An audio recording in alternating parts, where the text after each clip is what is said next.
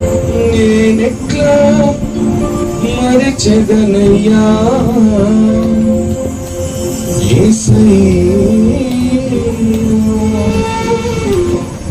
కాచితివి నన్నింతకాలము నేనెట్లా మరిచెదనయ్యా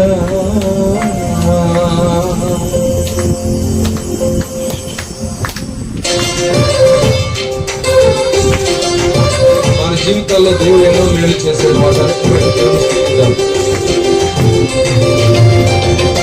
చూపుతుంది నాకెన్నో ఘనమైన మేలులు నేనెట్లా మరిచెదనయ్యా యేసయ్యా నేనెట్లా మరిచెదనయ్యా కాచితివి నన్నింత కాలము నీ కృపతో నీకేమి చెల్లిందును నా ప్రభువా నీకేమి చెల్లిందును చూపుతుంది నాకెన్నో ఘనమైన మేలులు నేనెట్లా మరిచెదనయ్యా యేసయ్యా నేనెట్లా మరిచెదనయ్యా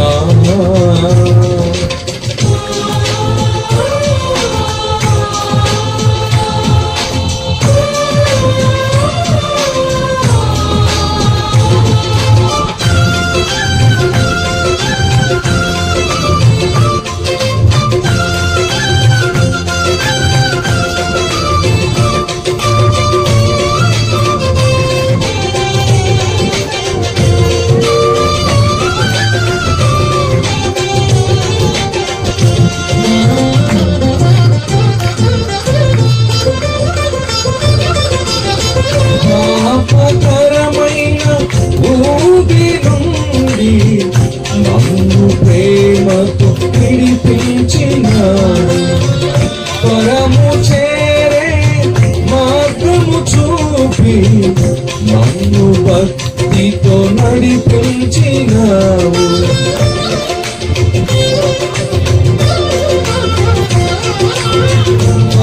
ఆపకరమైన ఊపి నుండి నన్ను ప్రేమతో విడిపించినావు పరము చేరే మార్గము చూపి నన్ను భక్తితో నడిపించినావు నీవు నాకు మార్గమైతివి నీవే నాకు సత్యమైతివి నీవే నాకు మార్గమైతివి నీవే నాకు సత్యమైతివి నీవే నీవే నాకు జీవమైతివి చేసితివి నాకెన్నో ఘనమైన మేలులు నేనెట్లా మరిచెదనయ్యా యేసయ్యా నేనెట్లా మరిచెదనయ్యా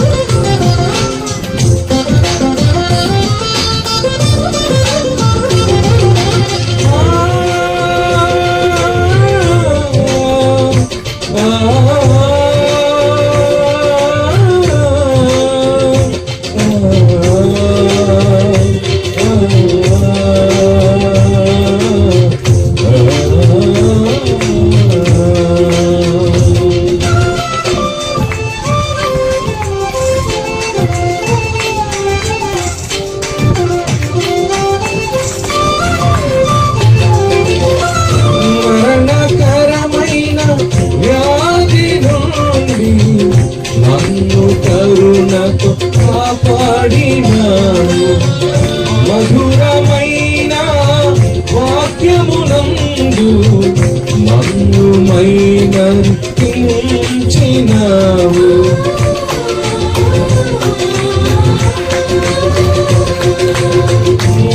మరణకరమైన వ్యాధి నుండి నన్ను కరుణతో కాపాడినావు మధురమైన వాక్యమునందు నన్ను మైమరిపించినావు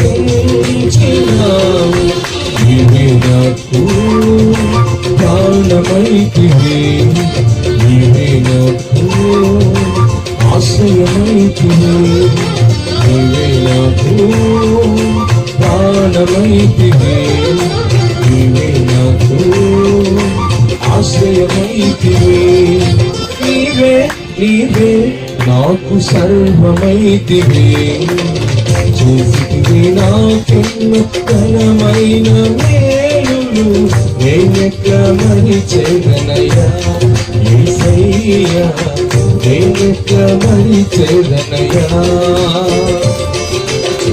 కాచితివి నన్నింత కాలము ఈ కృపతో, నీకేమి చేరుతును నా ప్రభువా, నీకేమి చేరుతును. చేసితివి నాకెన్నో ఘనమైన మేలులు, నేనెట్లా మరిచెదనయ్యా యేసయ్యా, నేనెట్లా మరిచెదనయ్యా. ఆదికాండం 21వ అధ్యాయం. ఆదికాండం 21వ అధ్యాయం మొదటి నుండి 8 వచనాల వరకు దేవుని వాక్యాన్ని మనం చదువుకున్నాం. ఆదికాండం 21వ అధ్యాయం మొదటి నుండి 8 వచనం. శారాను దర్శించాను. యెహోవా తాను ఇచ్చిన మాట చొప్పున శారాను గురించి చేశాను. ఎట్లనగా దేవుడు అబ్రహాముతో చెప్పిన నిర్ణయ కాలంలో శారా గర్భవతి అతని ముసలితనం ముందు అతనికి కుమారుని కనెను. అప్పుడు అబ్రహాము తనకు పుట్టినవాడు, తనకు శారా కనిన వాడునైన తన కుమారునికి ఇస్సాకు అని పేరు పెట్టింది. మరియు దేవుడు అబ్రహాముకు ఆజ్ఞాపించిన ప్రకారము అతడు 8 దినముల వాడైన ఇస్సాకును తన కుమారునికి సున్నతి చేశాడు.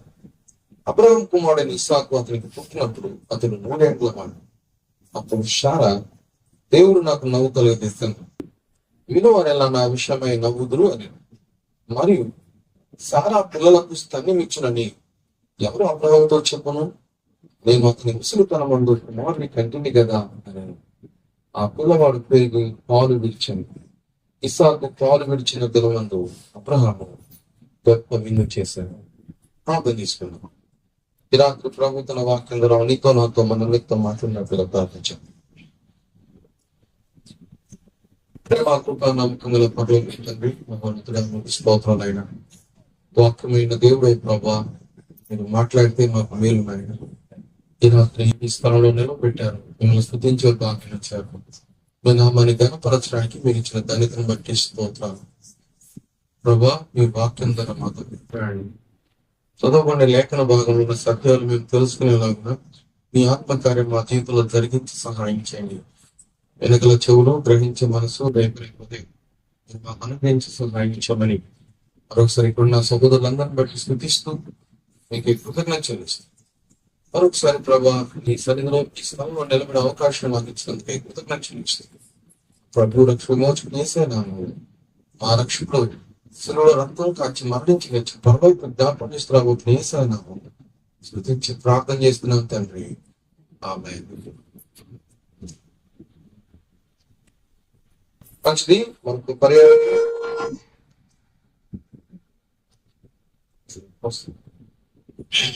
మరొక పర్యాయం ఈ మధ్య దేవుని యొక్క వాక్యాన్ని ప్రకటించడానికి కొన్ని నెలల తర్వాత అలా మీ మధ్య ఉండడానికి ప్రభావ అవకాశం ఇచ్చారు. దేవుని స్మృతిస్తున్నాను. మరొకసారి స్థానిక సంఘానికి అలాగే బ్రదర్ కూడా చెప్పారు. సహోదరుని బట్టి వందనాలు తెలియజేస్తాను. దేవుడు అంటే ఆయన ఉద్దేశం, ఆయన ప్రణాళిక ఎంత గొప్పది. దేవుడి ఉద్దేశాలు చాలా గొప్పవి కదండి. ఈ రాత్రి దేవుడి వాక్యంలో నుంచి ఆదికాండం 21వ అధ్యాయం నుంచి 8 వచనాలు చదివాను. 3 సంగతులు ఈ యొక్క వాక్యంలో నుంచి నేను మీకు తెలియజేస్తాను. ఈ భాగంలో జరిగిన సంగతి చెప్పి నేను 3 విషయాలు గుర్తు చేస్తాను. అమ్మా వింటున్నారా? అబ్రహాము అనే భక్తుడుకు దేవుడు మాట్లాడాడు. ఏం మాట్లాడంటే, ఆయన సంతానం లేని స్థితిలో ఉన్నప్పుడు దేవుడు ఆయనను ఒక దినాన బయటకు పిలిచి ఆకాశ నక్షత్రాలను చూపించి నీ సంతాన్ని నేను లాగా చేస్తానన్నాడు. అప్పుడు ఇంచుమించు 75 సంవత్సరాలు. అబ్రహాముకు పిల్లలు లేరు. అయితే అలాంటి పరిస్థితుల్లో అబ్రహాము దేవుణ్ణి నమ్మెను అనే మాట రాయబడింది. అబ్రహాము దేవుని నమ్మెను, అది అతనికి నీతిగా ఎంచబడింది అని రాయబడింది. మీరు ఆదికాండం 12వ అధ్యాయంలో అబ్రహాము యొక్క పిలుపుని గురించి వింటారు కదండి. ఆదికాండం 15వ అధ్యాయంలో అబ్రహాము దేవుని నమ్మినట్టుగా మనం చూస్తాం. అలాగైతే సారా కూడా అబ్రహాముకు భారీగా ఉండి ఆమె సంతానం లేని పరిస్థితిలో ఉన్నప్పుడు మమ్రే సింధూర వనంలో వారు ఉంటున్నప్పుడు దేవుడు వారి దగ్గరకు 3 వ్యక్తులుగా రావటం, దేవుడు వారికి వాగ్దానం ఇవ్వటం, మీకు కుమారుడు పుడతాడు అని చెప్పాడు. సారా నవ్వింది గుడారంలో ఉండి, నేను మృతతుల్యమైన నా గర్భంలో నుంచి ఎలాగ కుమారుడు వస్తాడు, లేక సంతానం ఎలా వస్తుంది, ఇది అసాధ్యం కదా అని. ఆదికాండం 18వ అధ్యాయం 14వ వచనంలో యెహోవానకు నాకు అసాధ్యమైనది ఏదైనా ఉన్నదా అని దేవుడు ప్రశ్న వేశాడు కదండి. దేవుడు ప్రశ్న వేస్తే జవాబు ఎవరైనా ఇవ్వగలరంటారా? ఎవరు ఇవ్వలేరు. దేవుడు ప్రశ్న వేశాడు. ఏం ప్రశ్న వేశాడంటే, యెహోవానకు నాకు అసాధ్యమైనది ఏదైనా ఉన్నదా?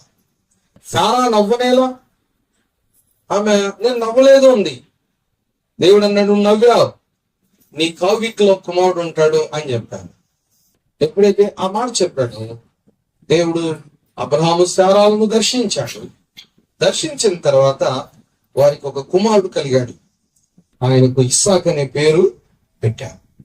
జరిగిన సంగతి ఏంటంటే, దేవుడు చెప్పిన మాటను బట్టి సారాను గుర్తు చేశాడు. ఆయన ముసలితనంలో, అబ్రహాం ముసలితనంలో దేవుడు నిర్ణయించిన కాలంలో ఆమె గర్భవతి అయింది. ముసలితనం ఉంది, అతనికి కుమారుని కనింది. అప్పుడు ఆ కుమారుడికి ఇస్సాక్ అనే పేరు పెట్టారు. దేవుడు చెప్పిన సున్నతి అనే నియమాన్ని బట్టి ఇస్సాకు 8వ దినం అప్పుడు ఆయనకు సున్నతి చేశారు. అప్పుడు అబ్రహాముకు 100 సంవత్సరాలు. సారా దేవుని బట్టి దేవుడు నాకు నవ్వు కలుగజేసింది అన్నది. ఆ తర్వాత 8వ వచనంలో ఆ పిల్లవాడు పెరిగి పాలు విడిచాడు. అప్పుడు ఆ ఇస్సాకు పాలు విడిచిన దినమందు అబ్రహాము గొప్ప విందు చేస్తాడు. ఇది సంగతి. ఇప్పుడు దాకా చెప్పింది ఏంటి? ఏమైంది? అబ్రహాం భక్తుడికి దేవుడు కుమారుడు ఇచ్చాడు. కుమారుడు ఇచ్చినప్పుడు 8 దినాలప్పుడు సున్నతి చేశాడు దేవుడు చెప్పిన మాటను బట్టి. ఆ తర్వాత అబ్రహాం చేసిన పని ఏంటంటే, పిల్లవాడు పాలు విడిచినప్పుడు ఏం చేశారండి? ఆ పిల్లవాడికి విందు చేశాడు. అంటే సమాజాన్ని బట్టి అలాగే దేవుని కృతజ్ఞత చెల్లిస్తూ విందు చేశాడు. అలాగైతే ఈ రాత్రి మనం తెలుసుకోవాల్సిన 3 సంగతులు నేను ఈ భాగం నుంచి గుర్తు చేస్తాను. మొదటి వచనంలోకి రండి. యెహోవా తాను చెప్పిన ప్రకారము సారాను దర్శించను. యెహోవా తాను ఇచ్చిన మాట చొప్పున సారాను గురించి చెప్పాను. మొదటి మాట ఏంటంటే, దేవుడు మాట తప్పని వాడు. మన దేవుడు ఎలాంటి వాడండి? మాట తప్ప. ఆయన మాట తప్పేవాడైతే మనలాంటి నరుడు అవుతాడు. కానీ దేవుడు చెప్పి చేయకుండా ఉంటాడా? దేవుడు చెప్పి చేయకుండా ఉంటాడా? ఈ రాత్రి నీవు ఆరాధిస్తున్న దేవుడు, నీవు నేను సేవిస్తున్న దేవుడు జీవన గల దేవుడు. ఈ విషయాన్ని అర్థం చేసుకోండి. ఆయన మాట్లాడేవాడు, ఆయన కాలాలు ఎరిగినవాడు. హితోపదేశకాండం 32వ అధ్యాయం 39వ వచనం అంటాడు, ఇదిగో నేను దేవుడను, నాకు ముందు ఏ దేవుడు లేడు, నా తర్వాత ఏ దేవుడు లేడు. మృతులను నేనే, బ్రతికించువాడను నేనే, గాయము చేయవాడను నేనే, గాయాన్ని మార్పువాడను నేనే అన్నాడు. అలాగైతే దేవుడు ఉన్నాడు. ఆదికాండం 1వ అధ్యాయం 1వ వచనం రాయబడింది, ఆది యందు దేవుడు భూమి ఆకాశములను సృజించను. వేదం పెట్టారు, జాగ్రత్తగానండి. దేవుడు ఉన్నాడు, ఆయన మాట తప్పని వాడు. ఆయన అబ్రాహాముతో చెప్పిన మాట నెరవేర్చాడు. అలాగైతే ఈ రాత్రి నువ్వు ఎవరి మీద నమ్మకం పెట్టుకున్నావు? జీవము గల దేవుని మీదనా, జీవం లేని దేవుని మీదనా? జీవము గల దేవుని మీద నీ విశ్వాసం ఉందా? జీవం లేని వాటి మీద నీ విశ్వాసం ఉందా? దయచేసి ఆలోచన చేయండి. అబ్రహాముతో మాట్లాడిన దేవుడు ఆయన కదండి. ఆదికాండం 12 మీరు చూస్తే యెహోవా అంటాడు. యెహోవా అనే మాటకు హెబ్రీ భాషలో యాహ్వే అనే పదం వాడారు. యాహ్వే అంటే ఉన్నవాడైన దేవుడు అని అర్థం. యెహోవా అంటే యోధే వాధే అనే అర్థం ఉంది అక్కడ. జాగ్రత్తగా అర్థం చేసుకోండి. కాబట్టి యెహోవా అనగా దేవుడు మాట్లాడిన మాట ఏంటంటే, నీవు లేచి నేను చూపించే దేశానికి నువ్వు వెళ్ళాలి. దేవుడు బిడ్డలారా, దేవుడు మాట్లాడేవాడు, దేవుడు జీవం గలవాడు, దేవుడు మాట తప్పనేవాడు. అట్లయితే అబ్రాహాముకి ఏం చెప్పాడంటే, దేవుడు నీకు సంతానం ఇస్తాను అని చెప్పాడు. హెబ్రీ పత్రిక 11 అధ్యాయంలో ఒక వచనాన్ని మనం అబ్రాహాము భక్తుల గురించి చూద్దాం రండి. హెబ్రీ పత్రిక 11 అధ్యాయంలో అబ్రాహాము భక్తుడు దేవునిపై ఉంచిన విశ్వాసం ఏంటో మనం ఇక్కడ చూస్తాం రండి. 11 అధ్యాయము 17వ వచనం. అబ్రాహాము శోధింపబడి విశ్వాసమును బట్టి ఇస్సాకును బలిగా అర్పించింది. దానికంటే కొంచెం పైకి మనం వెళ్ళి 8వ వచనం కూడా చూద్దాం. చూడండి, అబ్రాహాము పిలువబడినప్పుడు విశ్వాసమును బట్టి ఆ పిలుపుకు లోబడి తాను స్వాస్థ్యముగా పొందనున్న ప్రదేశానికి బయలు వెళ్ళాను.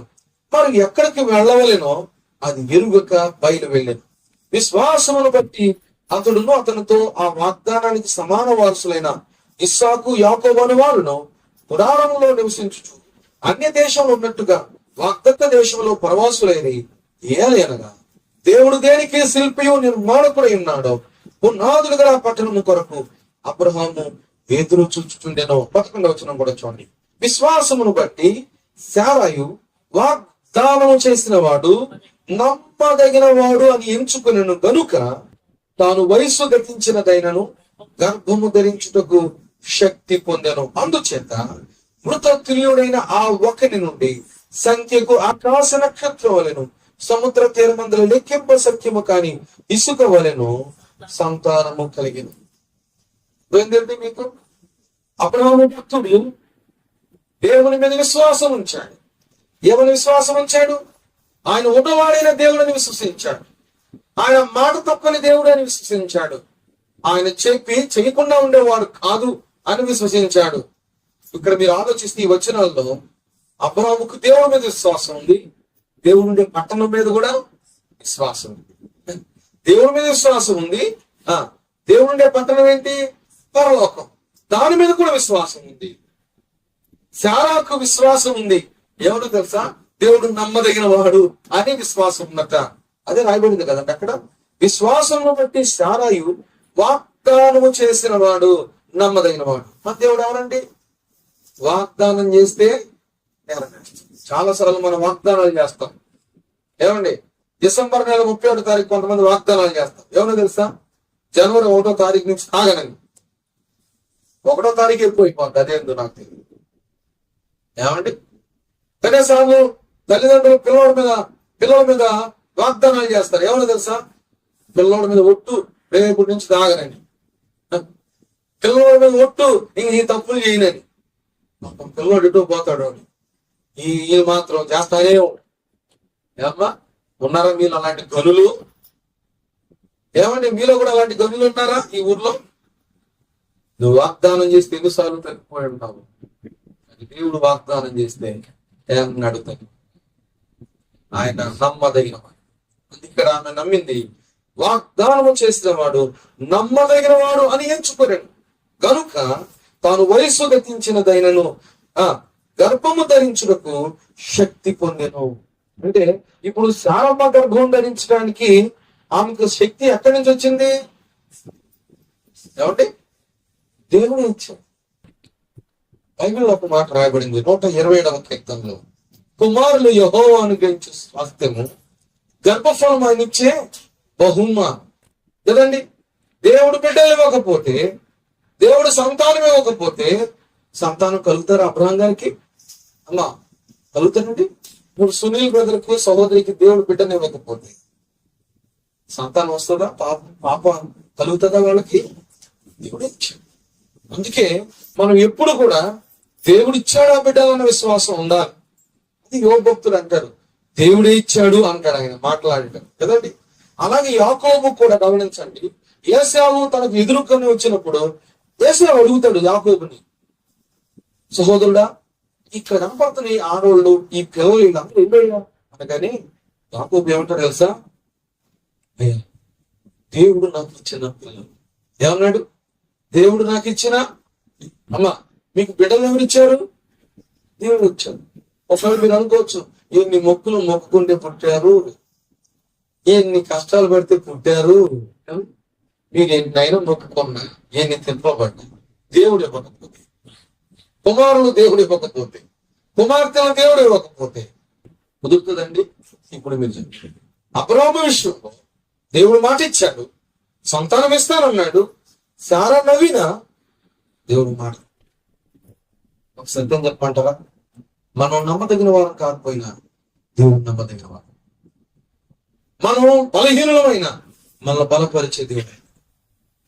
అటువంటి దేవుడి మీద విశ్వాసం మనకి ఎంత భాగ్యం అండి. నమ్ముకునే వాళ్ళైతే దేవుడికి సమస్తం. అందుకే ఎబ్రీ పత్రిక 11:6 అంటాడు, విశ్వాసం లేకుండా దేవునికి ఇష్టడై ఉండుట అసాధ్యం. దేవునికు వచ్చువాడు ఆయన ఉన్నాడని, తను వెతికిన వారికి ఫలమిస్తాడని నమ్మవలెను కదా అని ఉంది. దేవుని బిడ్డరా, దినాల్లో చాలా మందికి దేవుని మీద నమ్మకం. నేను ఇట్లా అడుగుతాను, ఏమనుకోకండి. వినుకొండ నుంచి మీరు బస్సులో వచ్చేటప్పుడు ఎప్పుడైనా బస్సు డ్రైవర్ దగ్గరికి వెళ్ళి, డ్రైవర్ గారు నీ లైసెన్స్ చూపించాలి అడిగారు. మీరు బస్సు ఆగినవ్వండి, ముందు సీటు నాదని కింద నుంచి వేస్తారు పైకి. ఏంటి నమ్మరు, జనాలు ఎడెక్కేస్తారని. ఎప్పుడన్నా ఆటో ఎక్కేటప్పుడు ఆటో డ్రైవర్ దగ్గరికి వెళ్ళి, డ్రైవర్ గారు నువ్వు ఎన్ని సంవత్సరాల నుంచి నడుపుతున్నావు, ఏది నీ ఎక్స్పీరియన్స్, నీ లైసెన్స్ అని అడిగారా మీరు? ఏం కూడా అడగలేదు. మీ సంగతి అయినా మీరు ఇక్కడ కూర్చోట్లేదా, ఇరుకైనా కూర్చోట్లేదా అంటే మీరు ఎవరు నమ్ముతున్నారు? ఆటో డ్రైవర్ని నమ్ముతారు, బస్సు డ్రైవర్ని. కానీ దేవుణ్ణి నమ్మాలంటే ఎంత కష్టమో.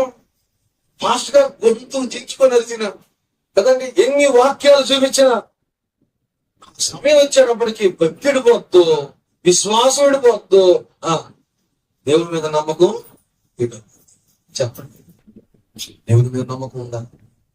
అబ్రాహాము దేవుని నమ్మాడు. అబ్రాహాము మాట ఇచ్చిన దేవుని నమ్మాడు. అబ్రాహాము దేవుని మీద నమ్మకం పెట్టుకున్నాడు. ఆయన బలహీనతలు లేవని అనట్లేదు. అబ్రాహాము భక్తుల్లో బలహీనతలు ఉన్నాయి. ఆయన చేసిన ఒక పొరపాటు ఈ రోజు కూడా భయంకరంగా ఇబ్బందిగా ఉంది. ఈ దినాల్లో కూడా ఏమండి, పొరపాట్లు లేవనట్లేదు, కానీ దేవుడి గురించి నమ్మండి. దేవుడు పొరపాటు లేని వాడు, దేవుడు నమ్మదగినవా.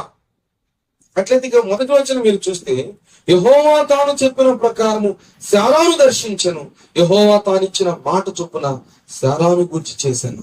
చూసారా, తాను చెప్పిన ప్రకారం తానిచ్చిన మాట చొప్పున శారాను గుర్చి చేశాడు దేవుడు. అలాగైతే నీ జీవితంలో, నా జీవితంలో దేవుడు చేయండి. ఆయన గ్రంథంలో ఆదికాండం 1వ అధ్యాయం నుంచి ప్రకటన 22వ అధ్యాయం వరకు ఎన్ని వచనాలు ఆయన మాట్లాడాడు, ఎంత వాక్యం ద్వారా మనతో మాట్లాడుతున్నాడు. ఈ దినాల్లో చాలా మంది దేవుని బిడ్డలారా, దేవుని వాక్యం మీద నమ్మకం పెట్టుకోండి. విశ్వాసులు కాబట్టి కొంచెం డైరెక్ట్ గా మాట్లాడుతున్నారు. దేవుని మీద నమ్మకం లేదు. ఎవరి మీద నమ్మకం ఉందంటే, ఎవరో గొప్ప ప్రసంగికుడు, ఆయన మీద నమ్మకం. ఆయన చెప్పేది రైట్, దేవుని వాక్యం చెప్పేది. దేవుని వాక్యం ఎంత సత్యం, దేవుని మాట ఎంత సత్యం. దేవుడు చెప్పాడు అంటే ఖచ్చితంగా నెరవేరుస్తాడు. ఇంకా చూడండి, సాతాను కూడా యేసు ప్రభుని శోధించాలని వచ్చినప్పుడు యేసు ప్రభు అన్న మాట ఏంటో తెలుసా? ఎవరో చెప్పండి, మనుషుడు రొట్టె వల్ల మాత్రం కాదు జీవించేది, దేవుని నోటి నుండి వచ్చి ప్రతి మాట వలన. దేవుని బిడ్డాలి, నువ్వు దేవుని అర్థం చేసుకోవాలంటే, దేవుడు ఎలాంటి నీకు అర్థం కావాలంటే, నువ్వు ఖచ్చితంగా బైబిల్ గ్రంథాన్ని చదవాలి. చదవకపోయినా వాక్యం చెప్తున్నప్పుడు వినాలి. చదవకపోయినా అంటే చదువు లేని వాళ్ళు, కొంతమంది చదువు లేని వాళ్ళు ఉంటారు. అలాంటి వాళ్ళు ఏం చేయాలండి? వాక్యాన్ని వినాలి. ఇలా కోటాలకు రావాలి, వాక్యం వింటూ ఉండాలి, దేవుని వాక్యానికి నమ్మకం పెట్టుకోవాలి. అలాగైతే దేవుడు ఎవరు? ఉన్నవాడైన దేవుడు. నేను దేవుని బిడ్డరా, అబ్రహాముతో మాట్లాడింది ఉన్నవాడైన దేవుడు. ఈ రాత్రి నీతో మాట్లాడుతుంది ఎవరో తెలుసా? ఉన్నవాడైన దేవుడే. వాక్యమైన దేవునితో మాట్లాడుతున్నాడు. ఇంకా దేవుని మీద నువ్వు నమ్మకం పెట్టుకున్నావా? నమ్మకం లేకుండా ఉన్నావా? ఈ దినాల్లో చాలా మంది మనుషుల మీద నమ్మకం పెట్టుకుంటున్నారు, రాజుల మీద నమ్మకం పెట్టుకుంటున్నారు. చెప్పమంటావా? ప్రభుత్వాల మీద కూడా నమ్మకం పెట్టుకుంటున్నారు. రాజును నమ్ముకున్నాడు కంటే, మనుషులను నమ్ముకున్నట్టు కంటే యెహోవాను ఆశ్రయించుట. ఇంకా చెప్పాలంటే ఈ దినాల్లో చాలా ఇస్తానన్నాడు. చెప్పాలంటే అబ్రహాము కొంతకాలం క్రితం చాలా దిగులు పడ్డాడు. ఎందుకు దిగులు పడ్డాడు తెలుసా? ఇంత ఆస్తి ఉంది, ఇంతమంది పనులు ఉన్నారు, 400 మంది కంటే ఎక్కువ మంది నా ఇంట్లో పనిచేస్తున్నారు, నా ఇంటికి నా అంటే నా యొక్క సాకారంగా ఉన్న ఎలియాజరే అధికారి అయిపోతాడు కదా, నా సంతానం లేదు కదా అని బాధపడుతున్నాడు. ఆ టైంలో దేవుడు మాట్లాడాడు, అబ్రామా సంతానం ఇస్తాను. నేను మాట చెప్పుకుంటారా, మన దేవుడు ఎవరో తెలుసా?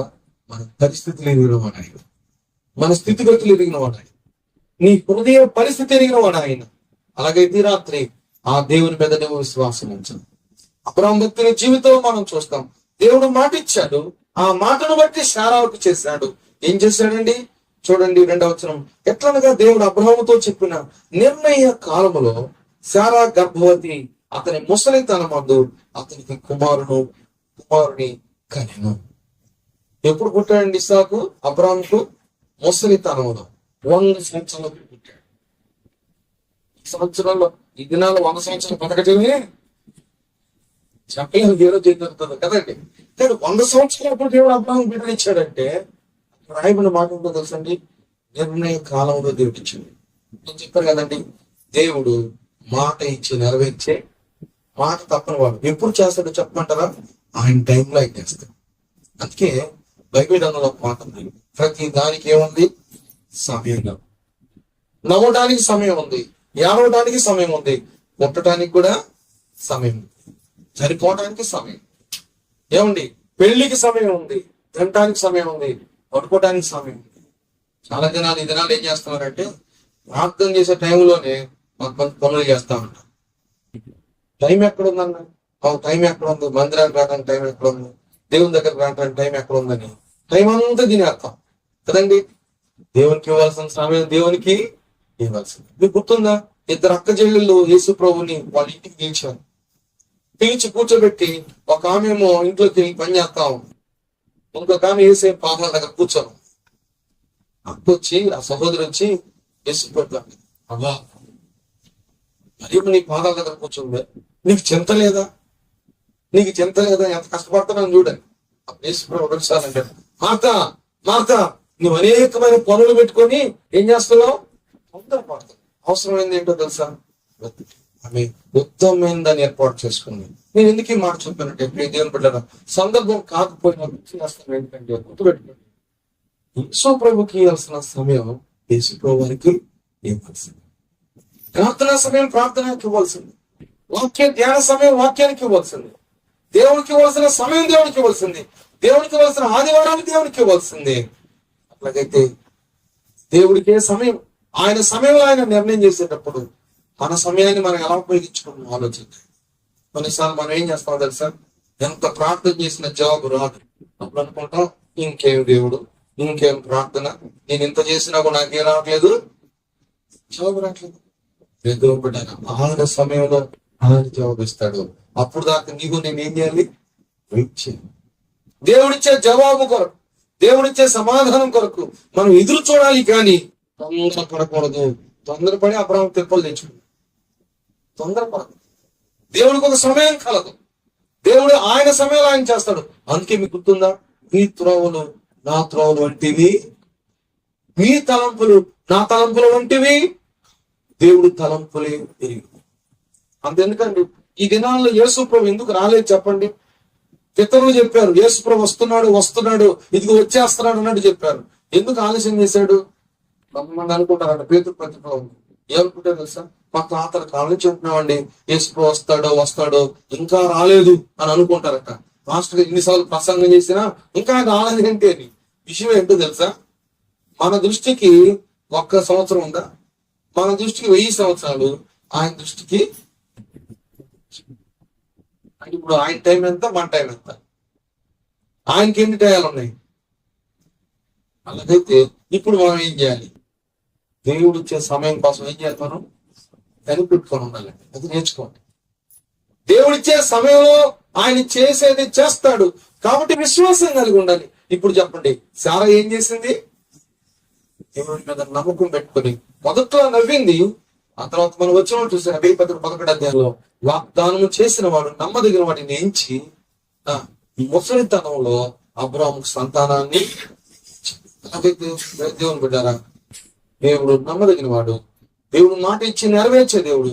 అటువంటి దేవుడు ఈ రాత్రి నిన్ను కూడా చూస్తున్నాడు, నీ జీవితాన్ని కూడా చూస్తున్నాడు. అబ్రాహాము శారాను చూచిన దేవుడు, వాళ్ళకున్న సమయాలు, వాళ్ళకున్న పరిస్థితులు దేవుడు ఈ రాత్రి నిన్ను కూడా చూస్తున్నాడు.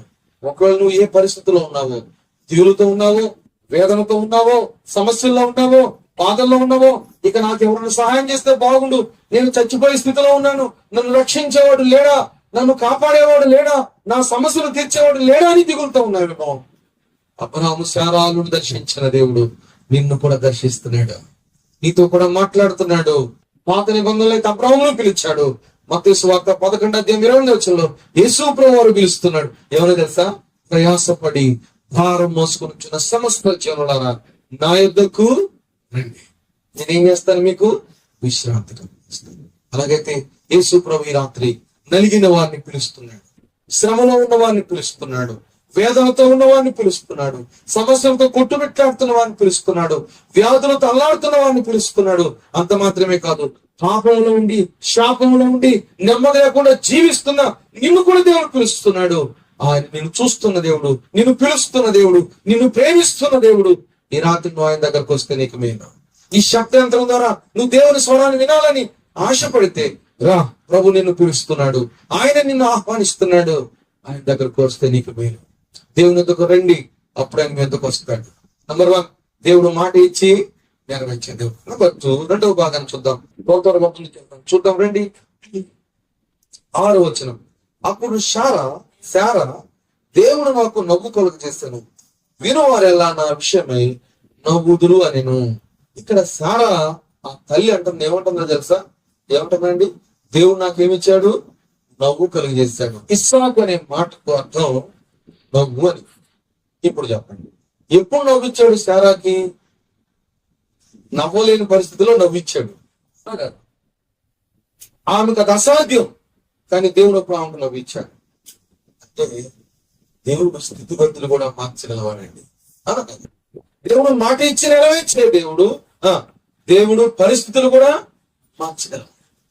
శారా పరిస్థితి వేరు. శారా జీవితంలో ఇక నాకు ఎండిపోయింది నా బ్రతుకు, లేకపోతే నా గర్భము మృతతుల్యమైపోయింది అనుకున్న పరిస్థితుల్లో ఎండిపోయిన ముద్దులోండి చిగురు వచ్చినట్లుగా ఆ తల్లి గర్భాన్ని ఆయన దీవించి మీకు నవ్వు కలిగేసేట్టుగా కుమారుడిచ్చాడు. దేవుని బిడ్డలారా, అందుకే ఇక్కడ శారా దేవునికి కృతజ్ఞత చెప్తుంది, దేవునికి థ్యాంక్స్ చెప్తుంది. ఏం చెప్తుందో తెలుసా?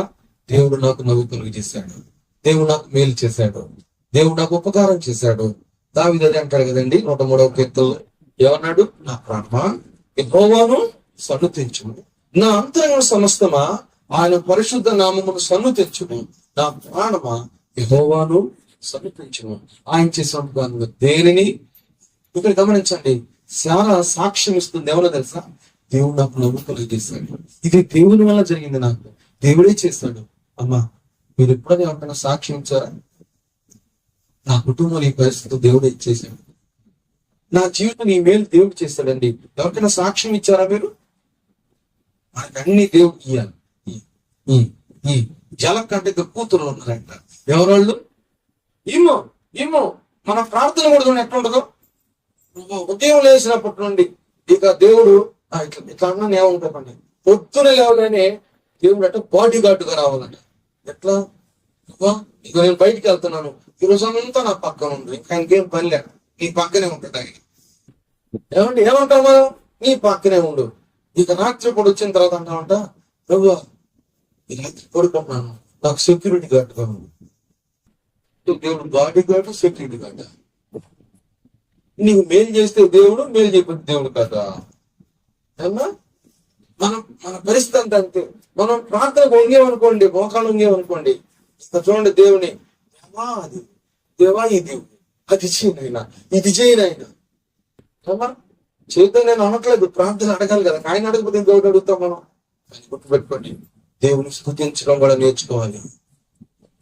శారా అంటుంది, దేవుడు నాకు నవ్వు కలుగు చేశాడు, ఆయన ప్రస్తుతం నేను దేవుని స్తుతిస్తాను. ఎందుకో తెలుసా? దేవుడు నాకు మేలు చేశాడు, అందుకే దేవుని వాక్యం అంటాడు 116వ కీర్తన 12 అంటాడు, యెహోవా నాకు చేసిన ఉపకారానికి ఆయన ప్రజలందరి ఎదుటనే నా మొక్కుబళ్ళు చెల్లిస్తాను. ఏం చేస్తానంటుందండి? మొక్కుబళ్ళు చెల్లిస్తానంటున్నాడు భక్తుడు.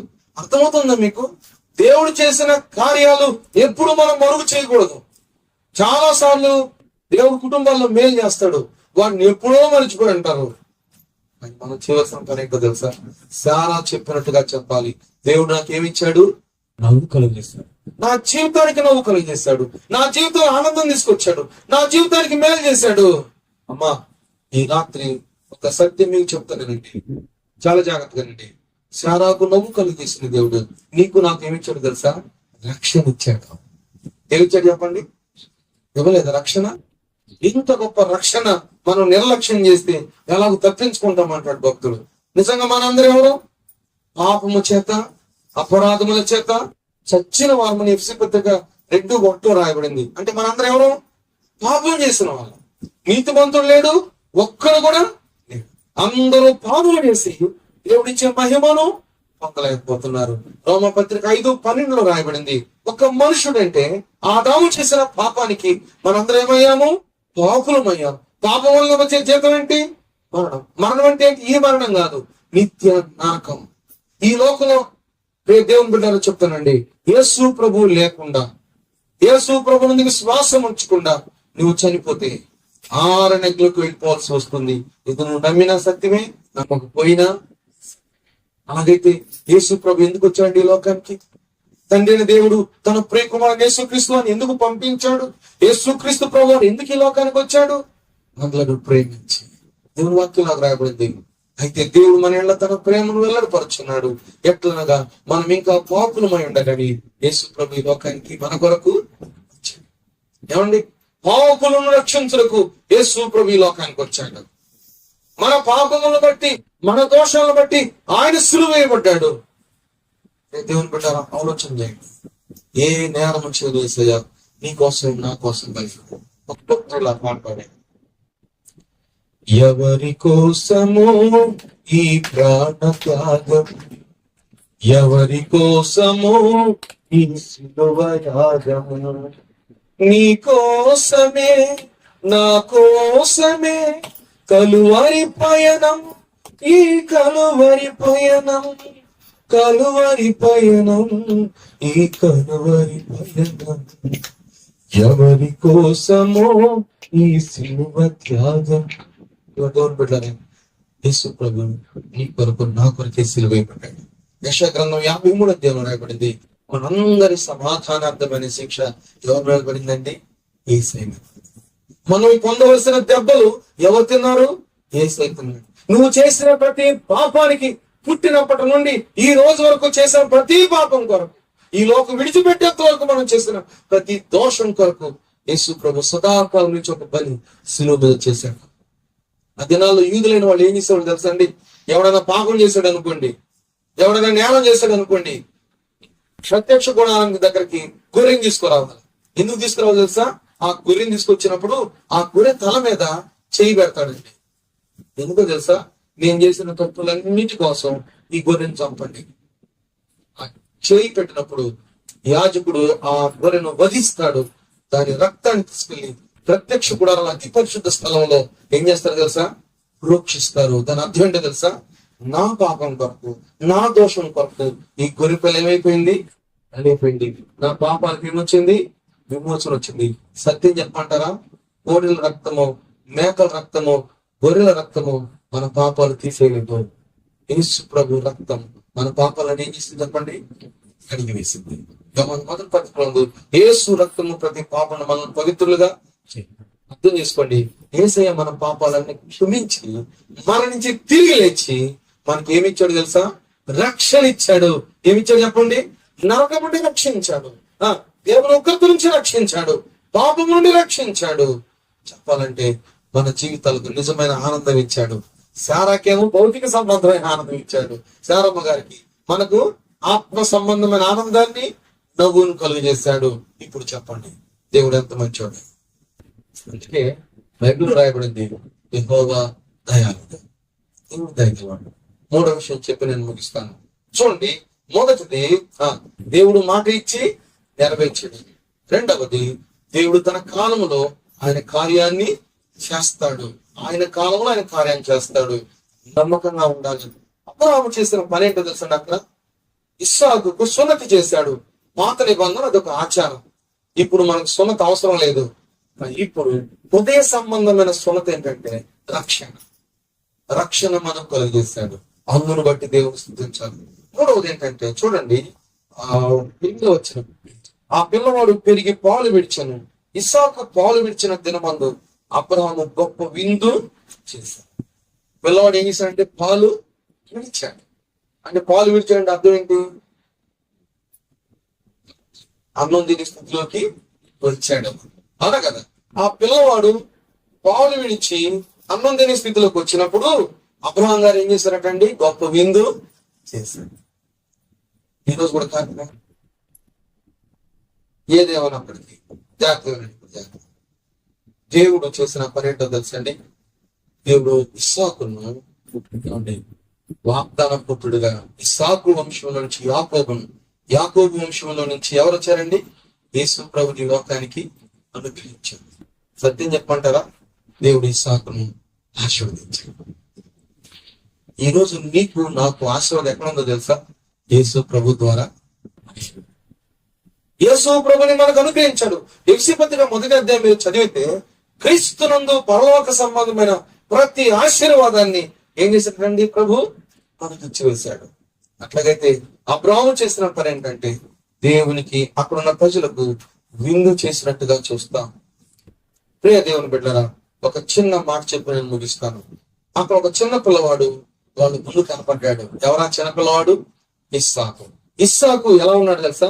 చిన్న బిడ్డగా ఉన్నాడు, పాలు మాట్లాడు. అలాగైతే ఆ చిన్న బిడ్డను బట్టి అక్కడ సంతోషం ఉంది, అవునా కదా?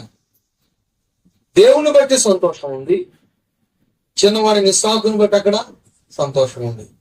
దేవుడిచ్చిన పాప ఇచ్చిన ఆ పాపను బట్టి కూడా కుటుంబానికి ఏముండాలి? సంతోషం ఉండాలి. ఎందుకో తెలుసా? ఆ చిన్న బిడ్డను బట్టి ఒకటి మనం నేర్చుకోవచ్చు. ఇక్కడ పెద్దవాళ్ళందరం అది చెప్పి నేను ముగిస్తాను, సరేనా? రండి, పేతురు రాసిన పత్రికలోకి రండి. ఒక వచనం చూపించి నేను ముగిస్తాను. పేతురు రాసిన 2వ పత్రిక, పేతురు రాసిన పత్రిక చూడండి.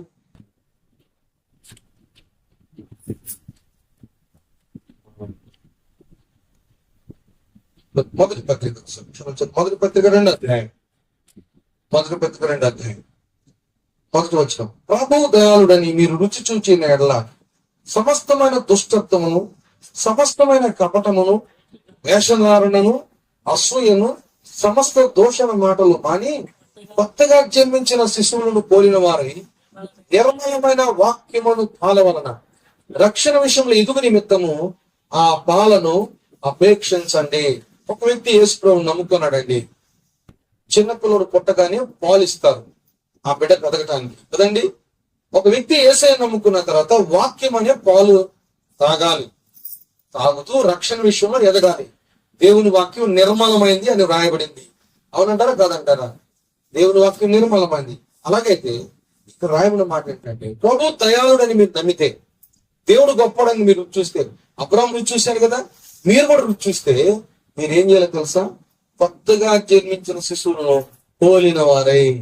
అంటే ఇప్పుడు చిన్న బిడ్డ ఉంది, ఆ బిడ్డను చూసి మనం నేర్చుకోవాలా. ఏమి నేర్చుకోవాలి తెలుసా? చూడండి, సమస్తమైన దుష్టత్వం మానాలా. చిన్న బిడ్డ దుష్టత్వం చేస్తారా? చర్చి కోసం దుష్టత్వం చేయించండి. యేసయ్య నమ్ముకున్న తర్వాత దుష్టత్వం ఉండొచ్చా మనలో? ఆ చిన్న బిడ్డను బట్టి నేర్చుకోవాలి. ఏమన్నా తెలుసా? ఆ చిన్న బిడ్డకు దుష్టత్వం తెలియదు. దేవుని పిల్లలను మనం కూడా ఏం తెలియకూడదు? దుష్టత్వం ఉండకూడదు. ఇంకేం ఉండకూడదు? చూడండి, సమస్తమైన కపటం ఉండకూడదు. కొంతమంది పైకి బాగా కనపడతారు, లోపల చాలా కపటం ఉంటుంది. వింటున్నా? లోపల కపటం. పైకి బాగానే ఉంటారు, లోపల కపటంతో నిండి ఉంటారు. అందుకే కీర్తనగా నరకముని అంటాడు, వారి నాలుగు కపటంతో నిండి ఉందంటాడు. ఎందుకంటే ఇప్పుడు దేవుని పెట్టారా, కపటం కూడా మనలో ఉండకూడదు. కపట చీకటి ఉండకూడదు, దుష్టత్వం ఉండకూడదు. ఇంకేం ఉండకూడదు? చూడండి, వేషధారణ ఉండకూడదు. అంటే పైకేమో యేసయ్య బిడ్డ, లోపలేమో సైతాన్ బిడ్డ. కుదురుతుంది? యేసు ప్రభువు అన్నాడు, నేను వేస్తేనైనా క్షమిస్తాను కానీ వేషధారణ మాత్రం క్షమిస్తాను. అలాగైతే వేషధారణ మానాలి. ఇంకేం మానాలి? అసూయ మానాలి. చూడండి, చిన్నప్పటికి అసూయ తెలుసుద్దా? మనలో చూడండి, 10 బస్తాలు ఎక్కువ పండినవండి అవతల పొలంలో. ఎట్లా ఉంటుంది చెప్పండి? పండిందే అది పండిందే, నాకు పండలేదే. దేవుడు నీకు ఇచ్చిన దాన్ని బట్టి సంతోషించిన ఆయన, వాడి గురించి నీకు ఎందుకు అయినా నీకు అర్థమవుతుందా? అసూయ. పిల్లలను చూసి నేర్చుకుని, ఆ పిల్లడికి అసూయ ఉంటుంది అంటే పాపకు అసూయ ఉంటుంది. ఇప్పుడు చెప్పండి, దేవుని పిల్లలకు ఉండొచ్చు అసూయ? మీరు ఎవరైనా ఉంటే మారు మనసు పొందండి రాత్రి, దేవుడు సంతోషపడతాడు. అసూయ ఉండకూడదు. ఇంకేముండకూడదు? సమస్త దోషణ మాటలు మాని. ఏం మానాలి మనం?